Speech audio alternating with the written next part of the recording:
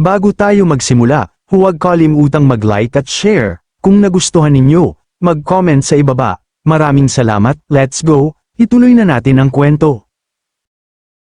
Nagbabalik ang mga alaala ng kanyang nakaraan, tila isang mabagsik na agos na sumasalpok sa pader ng kanyang isipan. Sa isang saglit, nakita natin ang ating bida na umaabot ng kamay, halos nakikiusap na pigilan ang kanyang tiyuhin. Ang boses nito'y nag-aapoy sa pagtatanong, "Tiyo, talaga bang maglalakad ka ng mag-isa? Ibig mo bang sabihin, magpapalaya ka na? Ano ang dahilan sa likod ng lahat ng ito?"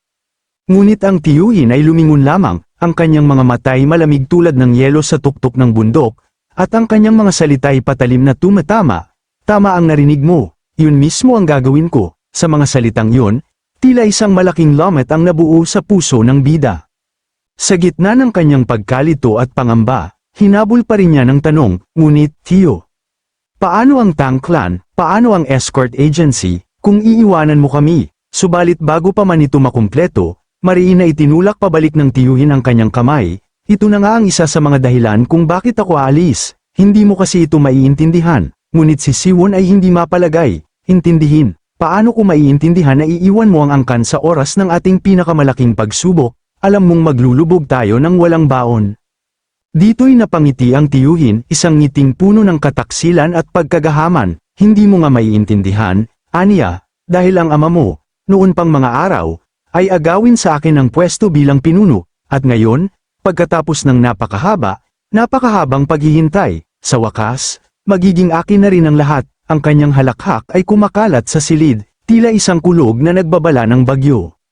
Sa gitna ng ingay, tumibok ang puso ni Siwon sa pag-alala. Naalala niya ang lahat ng kanyang sakripisyo, ang pagpipilit na matutunan ang halos 50% ng strengthening art, ang mga gabing walang tulog sa pag-aaral na lumikha ng mga banal na sandata. Ang galit ay unti-unting umapoy sa kanyang dibdib. "Kung hindi ko ginawa yon," bulong niya sa sarili, "siguradong winasak na tayo noon pa. Walang pondo, walang laban, wala na sana tayo bago pa man dumating ang mga demonyong mananakop." Bigla, isang malakas na dagok ang palm unit sa katahimikan. Ang kamay ni Tang Jun, ang Master of the Medicine Hall, ay dumagok sa mesa, at ang lahat ng mata ay napunta sa kanya. Ang mga salita ng Chief Escort ay napakawalang galang sa ating young clan leader. Mariin niyang sambit, "Ang sinumang tumungo sa Law Enforcement Hall, ay hindi na nakabalik. Ipapadala mo ba ang ating pinuno sa ganoong lugar? Hinding-hindi ito dapat mangyari." Ngunit tila walang takot ang Chief Escort. Dahan-daang tumayo siya. Ang kanyang tinig ay tila isang bagong commander na nag-uutos. "Nararamdaman ko rin ang parehong pag-aalala, Jun, aniya.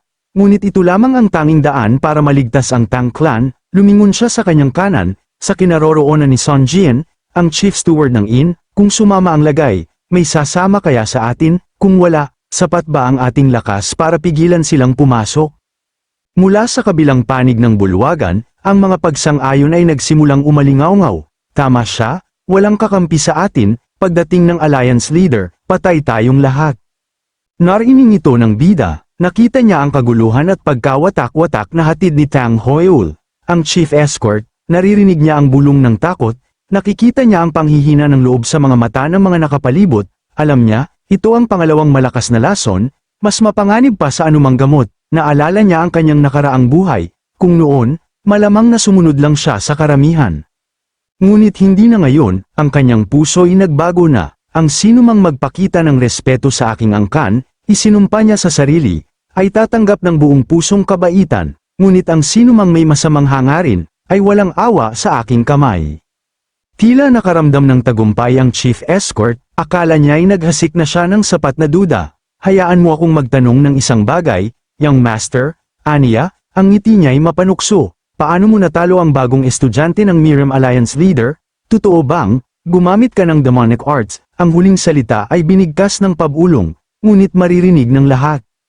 Napangiti na lang si Siwon sa loob. "Babayaran mo rin yan, sa tamang oras," naisip niya, ng malakas. Mariin niyang sinabi, "Mali, iyon ang maling tanong." Nag-init ang ulo ng Chief Escort, bigla siyang naglabas ng kanyang fighting aura, ang hangin sa paligid ay tumigas. "Hindi ito oras para magbiro," sigaw nito. "Hindi ko pakialam kung paano mo natalo si Lee Hosong, mahina ka, at ang aura ko ang magduruso sa iyo." Ngunit, may mali, walang nangyari. Tiningnan niya ng mas malapitan, At doon niya nakita, nakatayo ng matatag ang bida, ang kanyang mga mata ay nakatitig ng direkta sa kanya. Walang takot, walang panghihina. Paano? Nabigla ang chief escort. Biglang, isang makapangyarihang tinig ang umalingaw-ngaw, tumigil, utos ng clan head, maupo ang lahat. Pagkatapos, tiningnan nito mismo ang bida, bakit mo kailangang labanan si Lee Hosong? Lumapad ang ngiti ng bida, ipapaliwanag ko po ng buong buo, nang walang itinatago, at sa loob ng ilang sandali, napuno ng kanyang salaysay ang bulwagan. Pagkatapos, sumabog ang chief escort, isang labanang hanggang kamatayan, dahil lang sa isang maliit na bagay, pabulong na pabalang na tanong nito. Tama, simple ng sagot ng bida, ano klaseng paliwanag yan? Iyon ang aking dahilan, ang kalokohan mo ay naglagay sa buong Sail sa panganib, wala ka bang hiya? Dito, huminto ang bida, tila nagbago ang atmosfera sa paligid niya. Chief escort, marahan ngunit mabigat ang boses niya. Ano ba para sa iyo ang Tang Clan? Nabigla ang punong escort, ano ang kinalaman niyan? Para sa akin, magiliw ngunit matatag na nagsalita ang bida, ang Tang Clan ng Sichuan ay hindi lamang isang pangalan, ito ay isang sistema, isang pamilya, kung saan ang bawat isa ay bahagi ng pagpapabuti ng ating angkan, anuman ang dumating na pagsubok, ipinapangako ng bawat miyembro na ipagtatanggol ang isa't isa hanggang sa huling hininga. Napahinto ang ilan, pamilyar ang mga salitang yun, iyon ang huling habili ng nakaraang clan head, patuloy ang bida, ang kanyang boses ay umaalingaw na parang kampana, kung kailangang ibuhos ang ating dugo para protektahan ang isang miyembro, gagawin natin ang walang pag-aatubili, yan ang tunay na Tang Clan ng Sichuan. Tiningnan niya ang kanyang ama at iba pang mga elders, sa mga mata nila ay may apoy na sumisikat, ano ba talaga ang problema? Dapat bang pinanood ko na lang naghahasain si Soul ng mga yun? Nang marinig ang mga katagang yun, nag-uumapoy na ang galit ng chief escort, ngunit pinilit nitong magpatuloy, hindi pa tapos ang usapan, pinaghihinalaan ka pa ring gumamit ng demonic arts.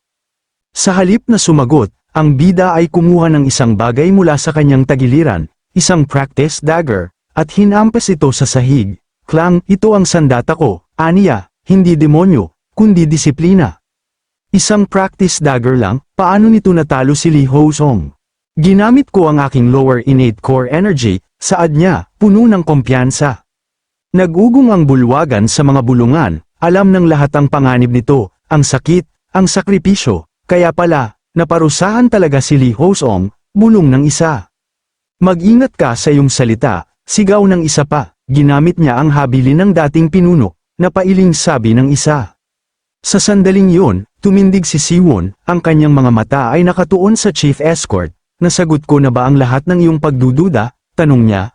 Ang boses ay tahimik ngunit nanunuot, napipi ang chief escort, sa galit, hindi ito makasagot. Ngunit sa isang sulok, may isang matandang miyembro ang nag-iisip, tinalo niya nga si Lee Hosong, ngunit kung ginamit niya ang lower core, bakit matatag pa rin ito ngayon? Saka nagpaliwanag ang bida, kasama noon ang alliance leader, at ang divine physician, siya mismo ang samuri sa akin. Kasinungalingan, sumiklab ang chief escort, bakit sila tutulong sa iyo? Ngunit bago pa man mabuo ang pangungusap, biglang bumukas ang malaking pinto ng bulwagan. Isang mensahero ang papa na pumasok, namumutla sa takot, clan head, isang malaking problema po, ngunit huli na ang lahat. Isang gininto ang agos ng enerhiya ang pumasok sa silid, nag-iwan ng maliwanag na bakas sa hangin, bago pa man makapagsalita ang lahat, isang kamay ang lumapag sa balikat ni Siwon, isang kamay na puno ng kapangyarihan at autoridad. Ang alliance leader, dumating na po, sigaw ng mensahero ng may panghihina. Ngunit ang bagong dating ay hindi napansin ng lahat, ang kanyang mga mata ay nakatuon sa bida, at ang kanyang tinig, bagamat mahinahon, ay puno ng timbang, kamusta ka na, Ginoo? Nang makita ito, sabay-sabay na tumayo ang lahat, nagmamadaling yumukod para magbigay respeto, ang clan head ay mabilis na nagpakilala at humingi ng paumanhin, pinuno, ako po ay humihingi ng tawad sa aking pagkapabaya. Huwag, mahinahong sabi ng alliance leader, hindi ko sinabi na pupunta ako, ang mga salita nito'y simple, ngunit ang dating ay napakalakas. Pinuno, salamat po sa inyong pangunawa, hindi ko po gagawing isyu ang inyong hindi inaasahang pagdating, mariing sabi ng clan head, nagulat ang lahat, ganoon ba kababa ang tingin nila sa sarili. Hindi makapaniwala ang chief escort, clan head, ito po ang alliance leader, Paano natin siya pag-uusapan ng ganyan? Ngunit ang kanyang pagwawalaang bahala ay nakuha ang atensyon ng pinuno, tumingin ito sa kanya, at sa isang kisap mata, isang nakapipigil na aura ang pumalibot sa buong silid, tila yumuyupi sa hangin. Huwag kang makialam sa usapang ito. Wala nang paliwanag, wala nang pasubali. Napaupo ang chief escort, yumukod ng husto, ang nooy halos damaykit sa sahig sa takot, papaumanhin po. Saka lamang bumaling ang alliance leader sa bida, nauunawaan ko ang iyong sitwasyon, kaya huwag mo akong alukin ng tsaa, aniya, dumating din naman ako ng biglaan, pagkatapos, humarap siya sa buong kapulungan, sa buong Tang clan, aniya, yumuyukod ng marangal, ako, sa ngalan ng Merm Alliance, ay taos-pusong humihingi ng tawad. Nahagip ng lahat ang kanilang hininga, ang pinakamataas na pinuno ng martial world, ay humihingi ng tawad.